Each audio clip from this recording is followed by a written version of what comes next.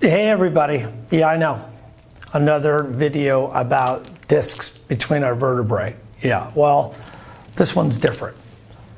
The reason why it's different is that probably most of you don't realize that this disc that holds your vertebrae apart, that allows you to move so freely, it's a fascinating structure, it's a fascinating subject. It never stops amazing me how well it does what it does. So here it is lying between all of your vertebrae.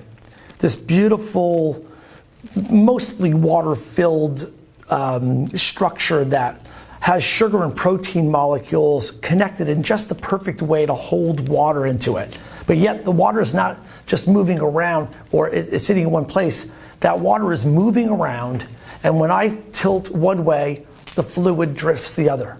And when I tilt the opposite way, it shifts back, and it's always beautifully balancing me off and giving proprioceptive information to my brain about where I am and how much load I'm dealing with to keep me balanced.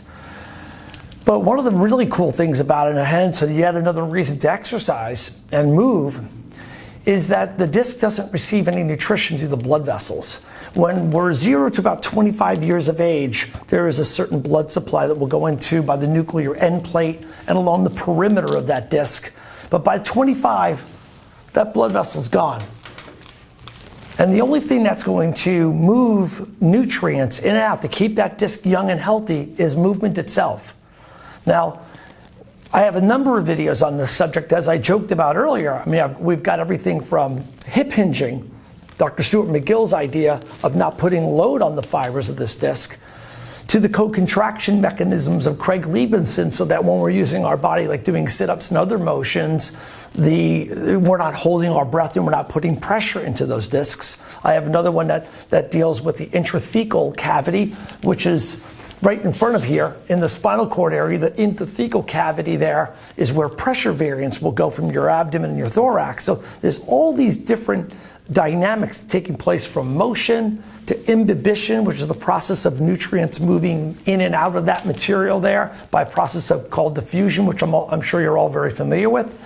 So move your body.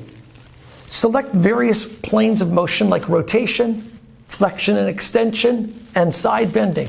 Incorporate all of those movements into your workouts, and you're going to imbibe fluid in all portions of that. Also, again, review the video I made on hip hinging.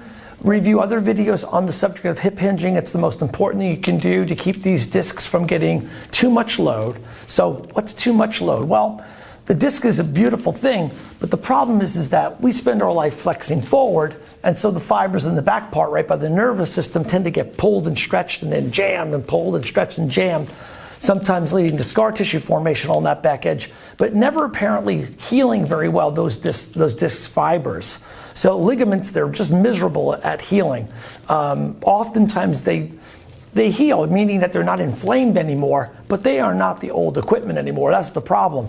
Once you take a ligament and you've overstretched it, that ligament's going to remain overstretched, and you're going to start dealing with instability issues that evolve. And this being a ligament that connects bone to bone here, a very highly specialized one, you really want to prevent. It's all about prevention here. Now, you can't prevent everything, but what you can prevent is to not continue through your life. So this is great information here for the prevention of pre-existing problems, but also share this video with your loved ones and with your children, because the beauty is, as I'm teaching my sons, I want them to know how to go to the gym, work out, and also keep that lumbar neutral position and that hip hinge position when it comes to flexion-based events. Everything is flexion-based. You can't really live your life without bending over and touching your toes, putting your socks on. So again, it's just one of those things you're always gonna do. So again, hip hinge, keep lumbar neutral. Keep those discs healthy in the gym by doing some yoga classes and some movements in all different planes.